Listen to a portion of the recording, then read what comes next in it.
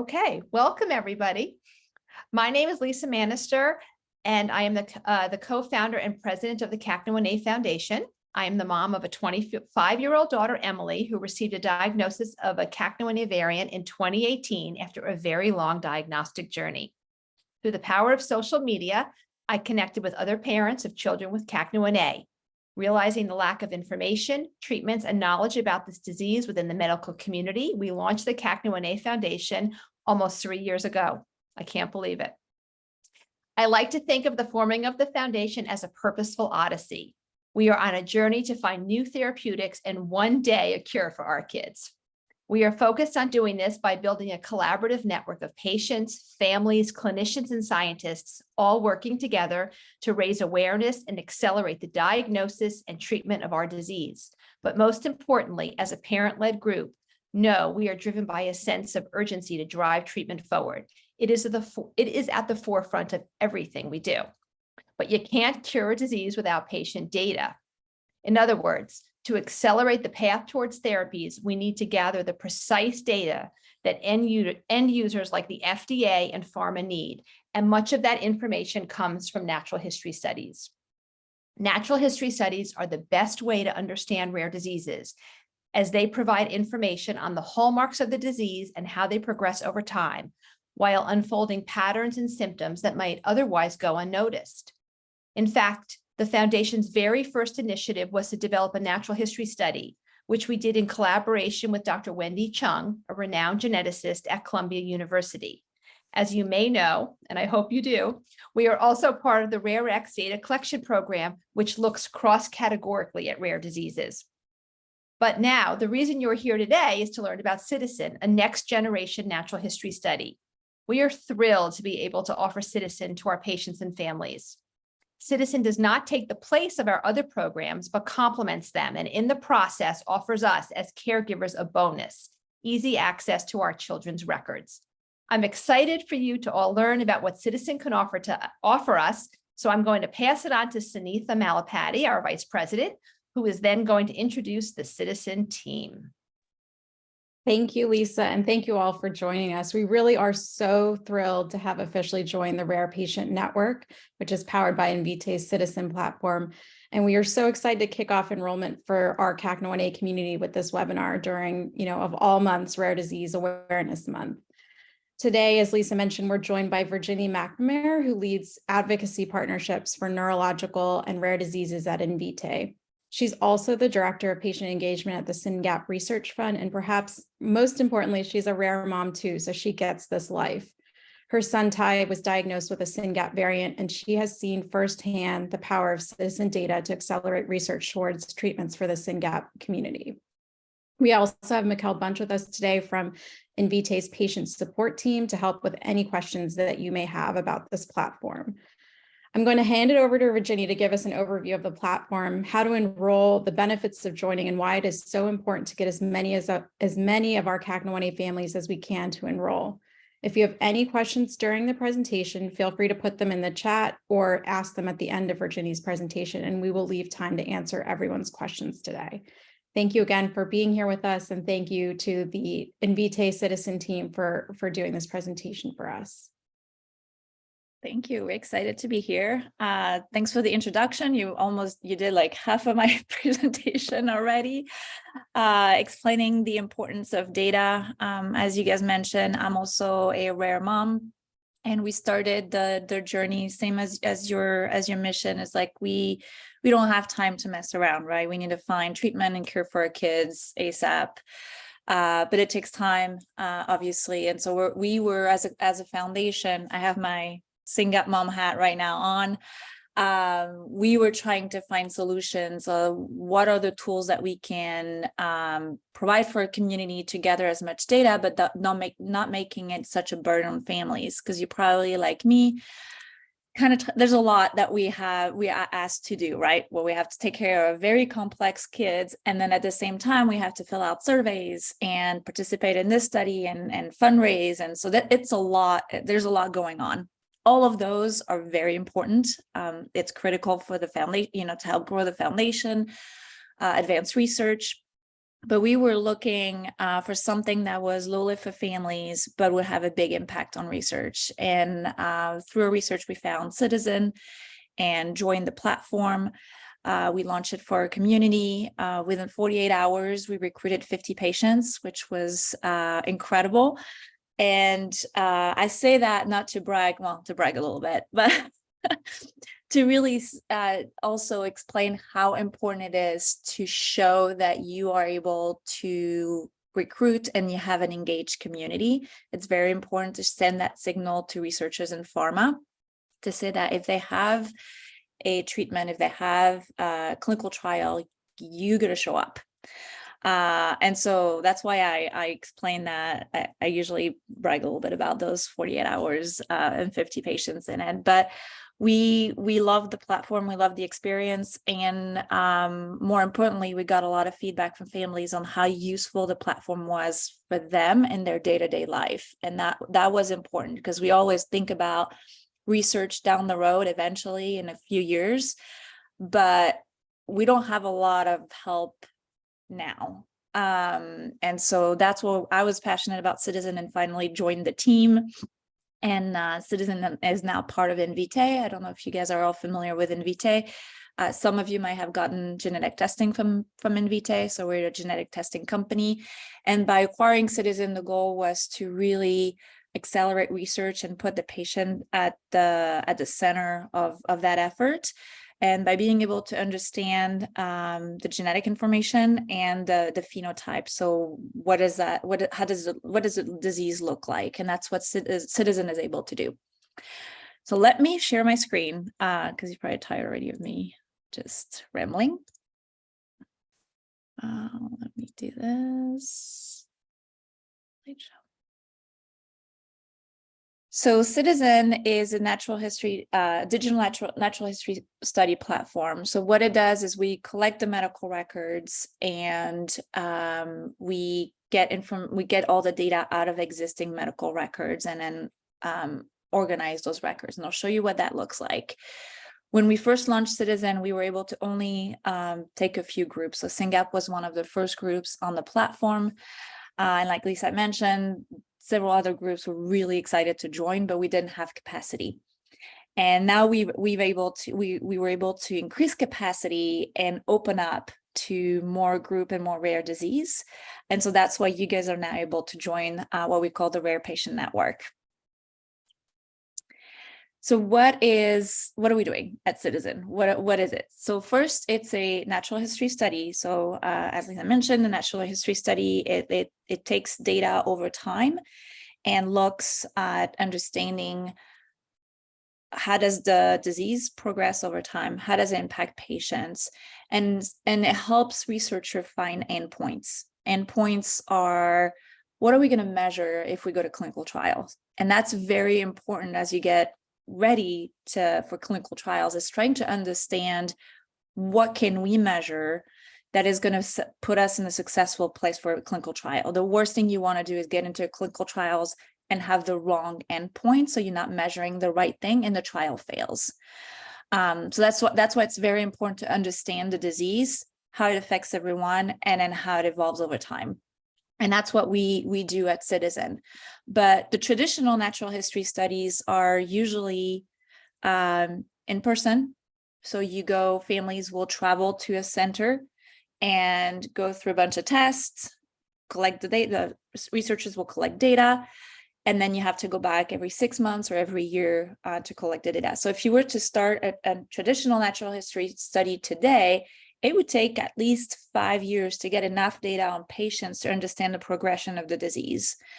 With what we do with Ciitizen is you don't have to travel, which allows more families to participate.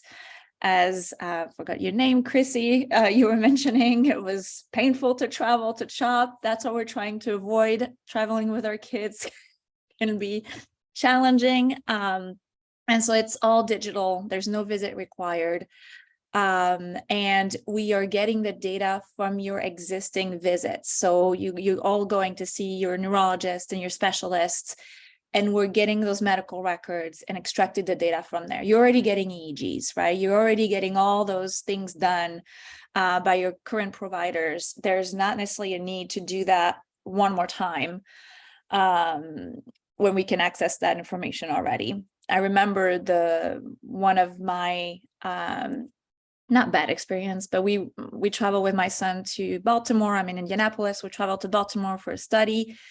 They did EEGs and all kinds of tests. And usually in those studies, you don't see families don't get information back.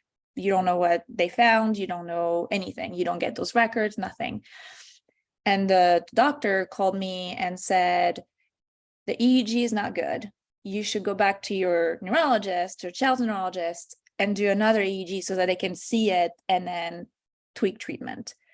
I was like, well, you have the EEG. Why can't you just send it? I really don't feel like going through another one of those. And so that's one of those things that I really love about Ciitizen is like we don't need to do another set of tests. It's already, it's for what you already do at your regular doctor. So what we do, we collect the records on your behalf, and we extract the data from those records, and we give you access to those records. And that's really powerful. I actually did not realize before getting access to Ciitizen that what I had access on my patient portal from the hospital was not all the medical records. It was just like the very brief summary. And then if I wanted the medical records, first it was paying to collect it, takes forever, and it was expensive. That they were charging me to access the full medical records.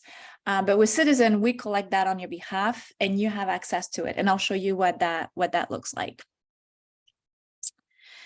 So how do we work? You'll sign up on the Rare Patient Network page, and I'll show you the link. You will, once you get through the portal, you have a few questions on seizure, when they started. So you have a few questions to start with, and then you will create an account.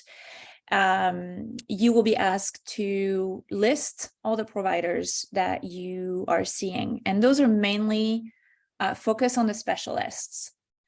And if you're seeing, I'm lucky enough that all of my son's specialists are in the same hospital. I can only just list that one hospital, and they can get all the records for that one hospital.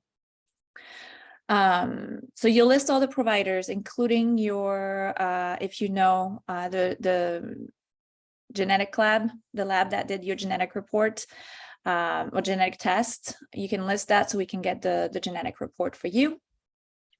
So you list all that, then you'll have a few more questions, and we'll ask you to upload your driver's license and then your child's birth certificate or guardianship paper if your child is over 18. And the reason why we're collecting that information is to request the records on your behalf. That's documentation that the hospitals needs for us to access those records on your behalf. Then we'll start getting the records in. They start coming pretty quickly. We've worked with many institutions now, they know us, and we're really efficient at collecting records. And so you'll get notified, which is really exciting. I went kind of a rabbit hole when I started getting my records. I went in and I started reading everything, which was fascinating because there's a lot of notes from doctors that I hadn't seen before. So I recommend checking it out. You might not want to spend as many hours as I did on it, but it is interesting. Then once we get all your records, we're going to process your record through machine learning. We're going to do some data extraction, but we can't really fully trust machine learning. So we also add 2 to 3 human annotators. They're going to go through and read every line of your medical records and do the full data extraction. And once the data is all extracted, it's de-identified and organized to be ready to be shared with researchers and pharma companies. And that's another really good thing that I'm passionate about at Ciitizen, that we are passionate at Ciitizen, is breaking down data silos. Traditional studies the data is owned by the institution that is running the study. And it's really hard for other institutions or other researchers to access that study. If a pharma company traditionally wants to set up a natural history study for their clinical trial, they own that data. They don't share it with others. And so if you're in a situation where you have several pharma companies getting all those natural history study for preclinical trial, you have to enroll in multiple studies, which is a pain. Like we don't have time for that. With Ciitizen, it's one natural history study that we can share with researchers in pharma. So they all have access to the same data, and all it takes is about 10-15 minutes of your time. This is what it looks like when we do the data extraction. So if you see here for hypotonia, the doctor described it as decreased tone throughout. So each doctor will describe different conditions different way with their own words. And so what we do is we normalize that data. So we use generalized hypotonia and then the SNOMED code associated with it, so that researchers, they all have access to the same kind of data dictionary. They know what they're looking at. We also work, I know you guys are with RareX, we work closely with RareX. So I know it's kind of confusing and there's a lot of ask out there for data collection. So to kind of try to put in perspective, RareX is patient-reported outcomes. So that is you filling out surveys and sharing your information, what you observe, what you experience. What we do with Ciitizen is from the medical record. So that's really your doctor's point of view. So obviously they use what you report during the doctor's visit, but that is from the medical records. Both are very important. And so we work with RareX, another platform, to match the data so that when researchers or pharma want to have access to one patient and access to all the surveys from one database, they can also access the medical records in the data extracted. It's all de-identified, so there's no exchange of your personal information, but we have ways to connect the database so that we really create a strong source of data for your rare disease. I don't know if there's, I'll take questions after, so I'll keep going there. All right, so what are the benefits of joining the Rare Patient Network? I've covered those, I think, but I'll just reiterate. It has a really big impact on research for minimum efforts. It's really 10-15 minutes of your time, and the amount of data that we will be able to get from your medical records is invaluable. We've worked with several pharma companies and researchers that have accessed our data that have said it's like the largest and strongest data set that they've had on several other rare disease. It's public information, so I'm going to put it out there. Praxis used Ciitizen data for CACNA1A for their IND filing, so which is through the FDA, because the FDA has to obviously approve clinical trial. And they looked at the natural history data is critical for those filings, and they approved the Ciitizen data for the natural history study. And Praxis said it saved them 5 years, which is, my kid is 7. In 5 years he'll be 12. Like 5 years is a long time, so anyway. Big impact on research with not a lot of effort on your part. This is not hours of surveys to fill out. You can access all your medical records in one place. Why is that important?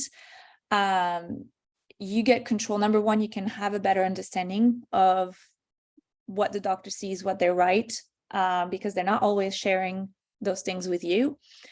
I've found things that were not shared to me. One of them was the autism diagnosis. They suspected autism. They diagnosed my kid with autism before they even share that with me. I had to go on my own, find an autism get all the testing done, but it was already in the medical records that it was suspected and confirmed by his current providers, but they just assumed I knew. They didn't share that with me. We've had other families find similar things that were mentioned in the records, and when they went back to their doctors and referred back to those, they were able to have more information. So it really empowers you to understand more what's going on. You can share those medical records. So if you need a second opinion or participate in a study, it's so much easier to you can just in one click share all the records or a specific record. So I don't know if you're like me, but everybody seems to be asking my son's genetic report. I can just log on to Ciitizen and then just share. So I just easily share it. I don't have to figure out where it is anymore. It's in one place and I can easily share it. It's free to join, there's no fee, and we collect the records at no cost. So you will not pay to get all those records in one place.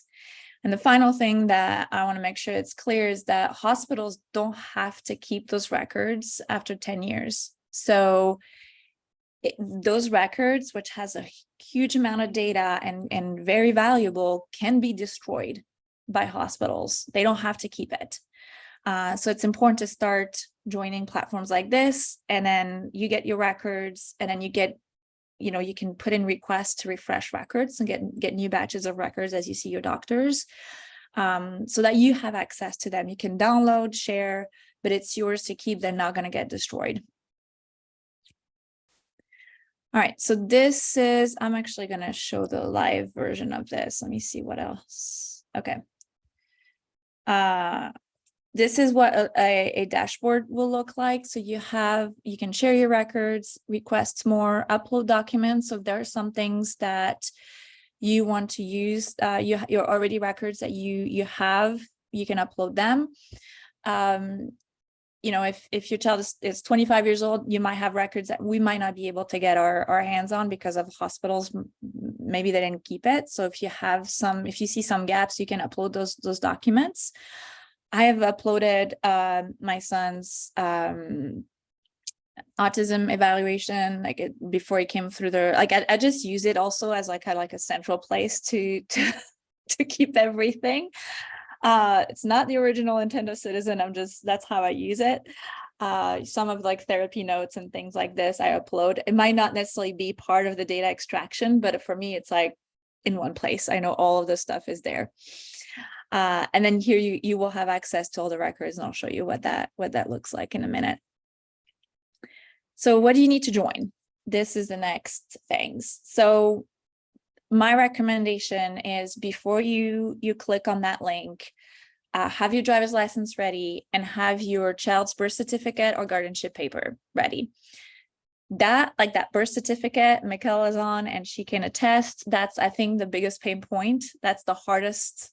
That is going to be the hardest portion of it, is finding your child's birth certificate. Some people don't know where it is. Some people don't have it. They have to order it again. So that's what we found. That's kind of the biggest complaint is I don't know where my child's birth certificate is. It's kind of a useful document. So that's a good way to find where that is. And if you don't have it, if you lost it, to get a new one. You'll need, obviously you need it for school, etc.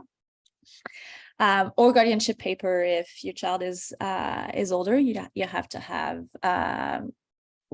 show that you're the legal guardian and you have medical proxy over your child. That's also something that a lot of people weren't aware that was a thing, and they didn't do the right paperwork. Yes, I see your surprise. Yes. Oh, it's so important because once your kid turns 18, nobody will talk to you, regardless if they have the intellectual capacity of a 3-year-old, and so you have to have conservatorship or guardianship. And so for my daughter, who's 25, I only had to upload, I didn't have to upload her birth certificate. I just had to upload my paperwork that shows that I'm her conservator. And that was it. So. Yeah, some people don't know that because their doctor just keeps seeing them. But I'm if there's an emergency and you have to go to another hospital, something that is critical. So that's something that also was kind of interesting to see in some communities. And then Yeah, have but the list. just as an FYI, I keep a copy of it in my car. I keep one in my wallet. I have them all over the place because if ever, just in case, like I ever need it, she has one in her, in her bag, just because I never know where we're going to be and when I might have to go to a hospital or something. And anyway, I don't want to change the subject. Okay. Yes, I know, but that's important, right? And then have your list of institutions or doctors ready as well. That's going to save you some time. For some it's easy, for others, like we've had kids I've seen like 30 specialists or more. So it could take some time to go back to that history. And it is important to get as much detail as you can there because we want to avoid gaps. Because if there's a gap, like we'll most likely catch it and come back to you. You'll get a message from Mikkel saying, hey, we don't have any neurology, between medical records between these dates. Do you know who you were seeing at the time? So that's to avoid kind of the back and forth. So when you have all that, you can just go to this link, and I think we can put it in the comments. And then just click on get started and then follow the steps. It's fairly straightforward. But if you run into any issues or anything, Mikkel, who is on here, she's right here. She can help you. She's incredible. Mikkel or Justin will be able to help you through. Yeah, there's a little chat feature. So if you're going through the process and you run into any kind of issue, you can click on that chat feature and we can help you through the process. Or there's a phone number when you click on the chat feature. I'm Mikkel, by the way, I lead the patient support team. But there's also a phone number you could call and speak with us and we could help you get through the process as well or answer any questions. Yeah, and you can set up one-on-one time as well, right? Yeah, absolutely. We're open to meeting on a Zoom meeting just like this and helping you through the process. Yeah. And I'll show you quickly I'll show you two things. That's my son's portal. So I have access to the documents. So these are all of his medical records. I think let me pull it bigger. There you go. If I click on each of them, it accesses like many pages of records. These are all of the different images as well. I can open MRIs and X-rays, which is pretty cool. And then, and again, you can share those. So, because I don't know what I'm looking at when I look at his MRI, but I've shared it with several of the researchers that are looking at MRIs for our kids. And then we have the disease summary, which is really helpful. That's helping you kind of go through the chronology of what they find. So when we do the data extraction, we share that de-identified data with researchers, but you get access to everything we found in a summary. So it's all in chronological order. So you know when things were noticed the first time. See, like right now in 2016, there was autism suspected. And then just it keeps and it tracks all of the different diagnosis, medication, everything. And so that's helpful too as you're filling out surveys, because I don't remember. He's only 7, but I already don't remember some of the stuff. So I use that summary to make sure I have my dates right. It's like, when did he have his, LGS diagnosis? When did he have all that kind of stuff? That's been really helpful for me personally. And then you can share easily all of your stuff. Here you can share records, upload documents, like I was saying, or request more records. So like we just went back to the neurologist. I'm just going to go in and then refresh that so his records are up to date.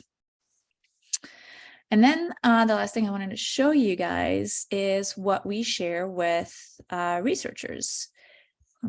Sorry, I keep moving there you go. All your faces. I had to move you guys to my right. This is the type of data we share with research and pharma. So I'm just going to give you kind of what I love is like, it's only 3 patients. This is just a sample of SYNGAP patients, but the tabs you see at the bottom are the type of data that we collect. So you have the primary diagnosis, genetic findings. So this is the full extraction of the genetic report. And then the clinical diagnosis. So this is to show you, this is just 3 patients. That's it. 3 patients. 97 line items, right? Imagine on a cohort of 50 or 100 patients. That's where you see that becomes so valuable, because you really start getting a really good picture of the disease and how everyone is affected by it. But it also tracks when the diagnosis starts, right?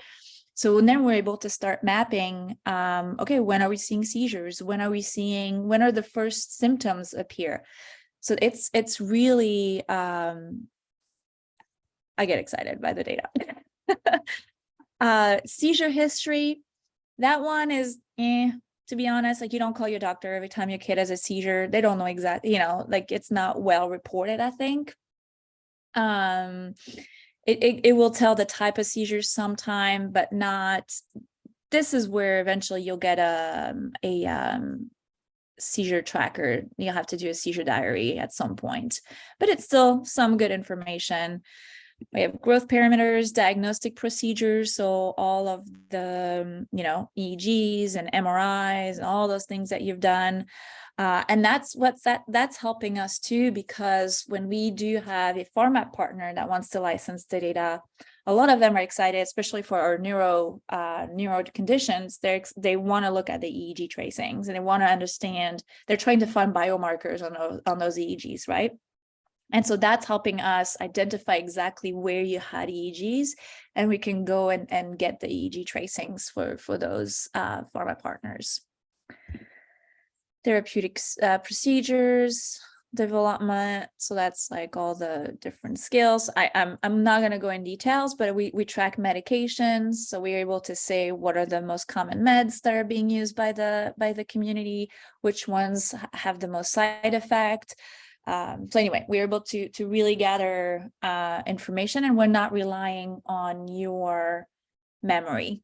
We're going back through the medical history. And I will stop there to see if there's any questions. And we have I'm just seeing you, Justin. Justin is here too. Justin, say hi. He's also from our patient team. Hi, everyone. Yeah. And you might be talking to him if you have any questions. Virginie, I'll just throw out a couple of questions from families that have reached out to us who are not on this webinar.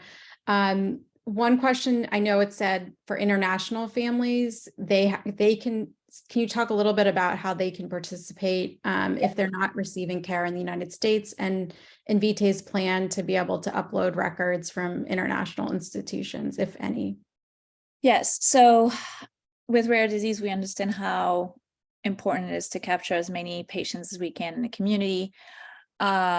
We are not able currently to collect medical records on behalf of patients outside of the US. However, if your medical records are in English and you're able to collect the records on your own, you can upload them on the platform, and then we will do the extraction as well. It's just more work on families. So that's what we've seen that it hasn't been as successful. We haven't gotten as many participants internationally because it is a lot. We have a full team in the US collecting records. And we're using the HIPAA right of access.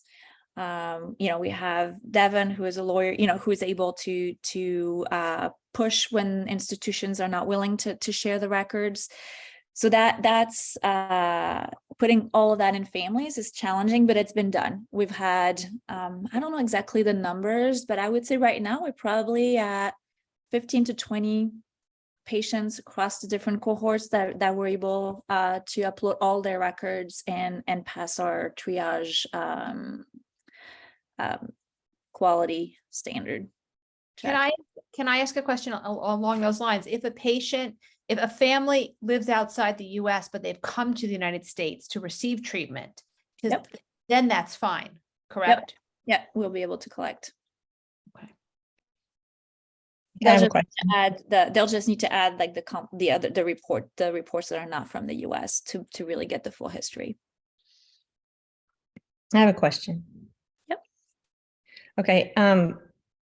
Unfortunately, my daughter's lived in the hospital for the last 2.5 years. So all of her pertinent information is there. Mhm. And she's been to several different hospitals. But, you know, she's been sick all of her life. And yeah, she's seen some specialists. She's been to UT Southwestern, Mayo Clinic, whatever. Mhm. But all of her pertinent information is at these hospitals. Mhm. Am I going to need to get all of that information? I have all of that information, but that is a lot of information. But that is, in the last 2.5 years, that is going to be the most, I think, important Mhm. for y'all to Yep. use for her at the Yep. age of 28. Okay. Because this is when everything has gone wrong. Okay. She's done pretty well all of her life.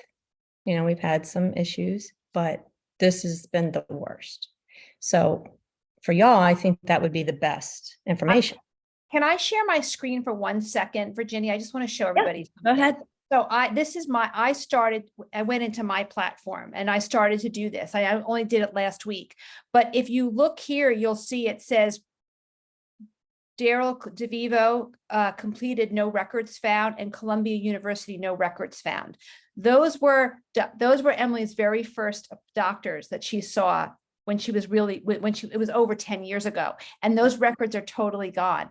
And so obviously we're still everything is still processing. I'll unshare, but that's, so when Virginia talked about the fact that hospitals don't have to save, you know, your data, I happen to have binders and it's all there, and I'm going to now scan it and put it in because I think it's, but it's gone. Like, as far as the hospitals being able to, or let's say Ciitizen being able to get those records, they've been destroyed, I guess. I don't know what they do with them, but bury them in the basement or something. But anyway, so yeah, so that's really the value. When I saw that, I thought, oh my gosh, you know, there's the value in all of this as our kids get older. And, you know, Cindy, your daughter's 28, right? Mine's 25. And so much of their medical history, unless we saved it, is gone.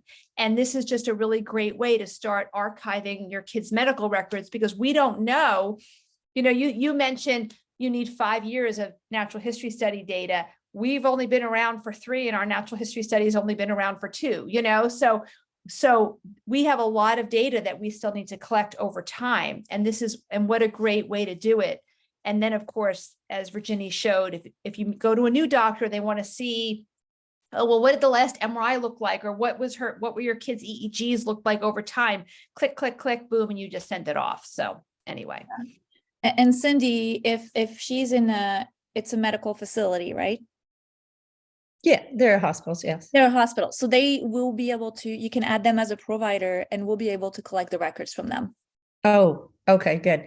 And Yeah. actually, Scottish Rite, where she was seen from the age of 13 months to 19, they still have all of her records. So you can still get all of those too, as well. I mean, they're on microfiche, but I did get some of these. Yeah. But what threw me was y'all were saying that we needed to put in like their specialists that they've seen and stuff like that. Well, Lindsay really hasn't seen a whole lot of specialists in her adult life. So her people are at these hospitals. Yeah. Yeah. And we'll be able to get those records. I say specialists, it's mainly because, pediatrician I added mine, but it's not as like the data is not as important as you get from neuro, so that's why I say specialists. In your case, all the critical information is going to come from those hospitals. So definitely. But we've had patients, families ask about the chiropractor and this and this. I'm like, this is not the type of information that we need. Yeah. Right. But yeah, we'll be able, when you join, you'll be able to to select the hospital. If you run into any issue, Mikkel and Justin are there to help you. Okay, And just so then- you know that when you were saying for the people that have the older children, when you said the specialist and everything, it kind of threw me and I thought, oh God, when I start to do all this, it's gonna, like the Rare X program. It's taken me forever to do this Rare X program because when I start going, it throws me into another loop of having to do another one. Yeah, okay. So I love Rare X. It's great. It's valuable. I'm in the same loop. And then it frustrates me. Right. I was like, okay, I think I'm done. And it's like 10 more surveys. And I was like, Yep. no. Yeah. So that's what threw me. And I thought, oh my God, I'll never finish this, So it's the list of provider. There's no loop here. Okay, good. It's Okay. just like Lisa was showing hers is like you just go back and you add the providers. If they were from the same hospital, the same institution, you might be able to just put that one institution because most of the time the records are central. And so we just put in a request and then we get all the records from that institution. That might save you some time as well. Yeah. Okay. All right. Cindy, I was just gonna, Thank you. sorry. Hi, Virginie. I was just gonna jump in quick too. So like when I started this, so I started the process for my son already as well. And yeah, a lot of times I just put in, like he sees doctors at like the Aurora Health for us institution, but there's lots of different branches and there's lots of different doctors that he sees there. I just did a straight search for like the Aurora Healthcare Center, and it was able to pull records from like all the branches and any doctor that he has seen within that system, regardless of if they're, a pediatrician or a primary care provider or a specialist. So don't worry about like trying to look for specialists. Just, you can start with like the institution name first. And then there was one institution where, and my son's been there within the last, 7 years, and it didn't come back with anything. And so then I went and searched for his particular provider. And I was able to find his name, and then we got the records through there. But I also know, I think I reached out before to some of the citizen support team, and they've been really great. Is like, if you can't find your provider in there, I was told you can email the support team and say, could you add this? So that when you have to do it again, in 6 months or in a year, you'll be able to search specifically for your provider. But so there's different ways you can look for your daughter's patient record or medical records. And if you run into any snafus, the citizen team is really good at just, helping or putting things in. And I did have a question also regarding that. I haven't done it yet, but I know that there are a couple providers that my son that I couldn't find. So can I just email the team and say that you're able, could you add these? And then what's the turnaround for that? Like, do we wait 24 hours? Do we wait a week? Do we wait? Actually, we use a Google search. We actually use the Google search engine is what we use to find the providers. So if you reach out to us either by email or that little chat feature and say, I'm unable to find my physician, give us the name and the address, we can actually try to diagnose where it can be found. So some providers will practice at a facility or a hospital, but if you try to Google them, they actually won't show up at that hospital. So once in a while, we just kind of have to dig around and see how that provider is listed in Google, or even as you've done before, just put in the facility name. And if it's still not coming back with the facility name, then we would actually reach out to that facility and say, we're specifically looking for these records, and they're usually able to dig around and find them. Okay. And then again, like, so if I sent you an email right now, and then, how long would I have to wait before I could go back in and search for that provider? Or does that kind of depend too? I would probably see it this afternoon, as long as it's within working hours, I would see it and I would just reply back to you and say, this is where I found it. Or even, Cindy, sometimes if you're overwhelmed and you have this giant list and you don't have time to go and request it, you can send us a list of those and we can request them on your behalf. And it's not all at once. You don't have to put everything in at once. As you can see, you can go back in and say, oh, I forgot this provider, and you can go back in it and enter that provider. So we're here to support you. And then Mikkel, when she sends you the list, you add them yourself to her records. She doesn't have to go back and wait for that to do it. It will be automatically added to your list. Is that? Yeah, I actually You I do it. offered to do it on behalf of you, but you know, if you prefer to do it yourself, I would show you how to find it and kind of send you a screenshot of it. And that's a good thing. I went to add a new provider, and our local hospital was like, I know it as St. Vincent, and so I was trying to find St. Vincent, nothing was showing up. I was like, you got to be kidding me. That's like our big hospital in Indianapolis. And so then I went on Google and then looked at this provider, and then they changed the way it's like it's not even Ascension anyway. They changed their big group. And so I grabbed that, what Google was showing, and that's what I put in Ciitizen, and that popped up right away. Toby, you have a question? Yeah, so if one of my daughter's doctors has retired and his clinic has closed, can you guys still access that information or not? We try to, many times when they close, they may have sent you a letter, or they were actually owned by a larger facility. So either taken over by a larger facility, or they were originally owned by a larger facility that would still hold those records. So if you can find that provider by the name and address in our search, like on Google, you can put that in, even though it's no longer there. And then we might reach out to you for clarification to see who may hold these records. Like if a facility took over that practice, or if they sent you a letter and said, we're retiring, your records will be held at wherever they're held at. And then we would reach out to that new facility. Yeah, and I know the clinic completely closed, but I do know where her records are at. But now, like if I would want to get them on my own, I have to pay a bunch of money to do it. So I didn't know if you could access, it's like Athena or something was the system that is holding on to them. So yeah, we'll be able to obtain those. If you know where they are, we'll be able to obtain them. okay, sounds good. It's the law, right? That's our rights as patients and caregivers to access our records. They can't, if we put in the request, they can't withhold that from us. So, and they have 30 days to share the records with us. If they don't, then we send them reminders. They have, we can give them an extension. And then after that, we have a ranking system where we would give them a bad ranking for not being compliant. We take getting those records very seriously. I have a question just around imaging. Do you put in separate requests for imaging or EEG records, or is that still just part of the provider who maybe ordered the records or ordered the imaging? When you join, I think there's, and I haven't signed up in a while, so maybe Michaela and Justin can tell me, but there's, I believe there was, when I did, there was like an option for imaging as well. So it asks if is it records only, or is it records and imaging? I checked everything just to be safe. And then so that's why sometimes you'll see like you got records, but you got imaging as none found.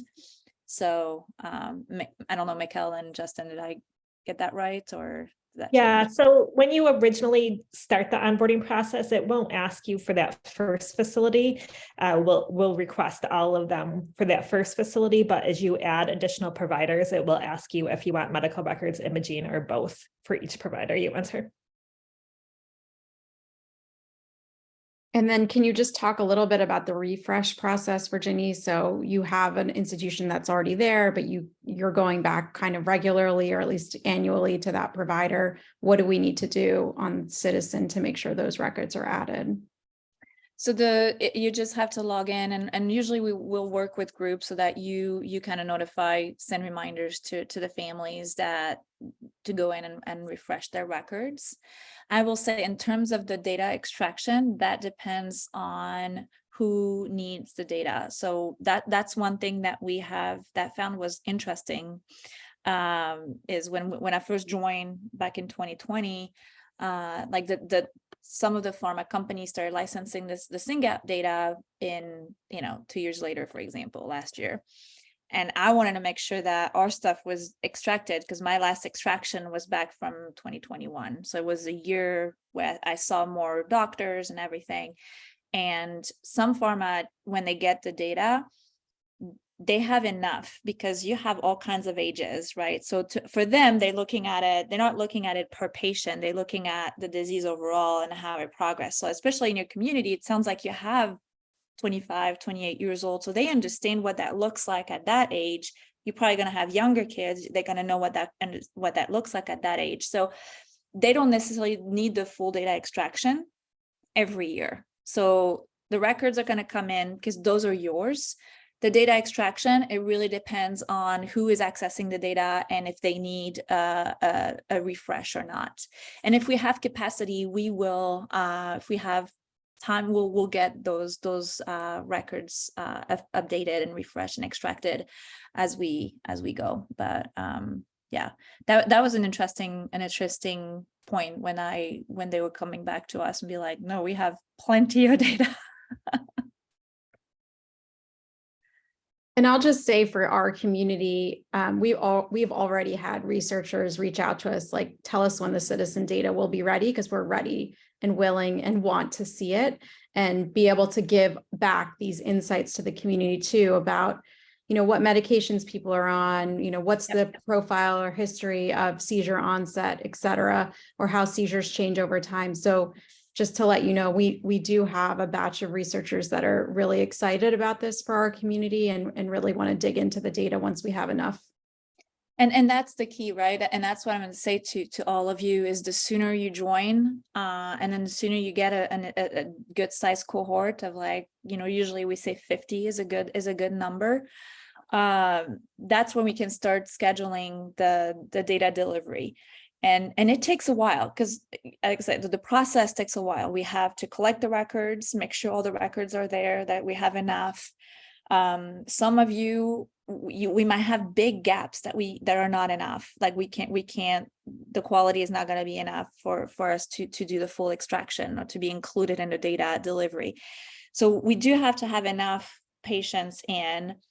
Then we do the all data extraction. That takes months. Because, like I said, we have people going through reading every line of medical records, and then we have double checking and triple checking, and then we have review and QA and all of this. So it is a long process. So really, realistically, if you start onboarding today, your data is going to be ready in 9 months to a year, right? So the sooner you get your community on board, the sooner you're going to get that data ready for researchers. So that's really all of you out there. If you sign up, just make sure you invite others, because we are opening up to a lot of groups right now. And the timeline to get the data is going to get bigger and bigger because we need to have time to get everybody in. So you guys are for our first round of groups on the platform. So just keep that spot. That's my recommendation. Just keep that spot so you can get your data sooner than later, because it does open up doors. Like for us at the SYNGAP community, having that data, we took a gamble and we knew some potential pharma were interested in it. But once we started having the data, and then we had researchers come in and access, we had publications on it, and now we have 4 pharma that have, that are getting the data. It's a thing. So just to spread the word, if you go to our website under the research tab, it says there's a link to Ciitizen. There's actually a link that says research goals, and you can access it there, or there's a Ciitizen. There's a link to all 3 of our studies, the Ciitizen RareX and our natural history study. So they're all there. And, it's so easy. This is so easy. I mean, literally we're not joking when we say it takes 10 minutes. And the hardest part is remembering all the doctors that you've seen, and putting their names in. And that's really all there is to it. So please spread the word. We'd really love to get 50 patients in our Ciitizen, because, like Virginia said, then we could get it'll take a year, but we can get some researchers to really look at our community and analyze it. And thank you. Be great. There was just a comment or a question in the chat as well. Somebody was just asking that that Invitae will always keep this data no matter how old it is, right? Even if it's 20 years old, like this will be on the platform and accessible forever and ever. Yes, absolutely. And then, we don't, like, I can't say we'll be here for 50 years, obviously, can guarantee that, but you have access to that data. And so you can download at any time. So if we were in 50 years to shut down, I'm not planning on happening, but if it happens, you'll get a notification to download your records before everything goes away. You'll have access to all of them in a central place still.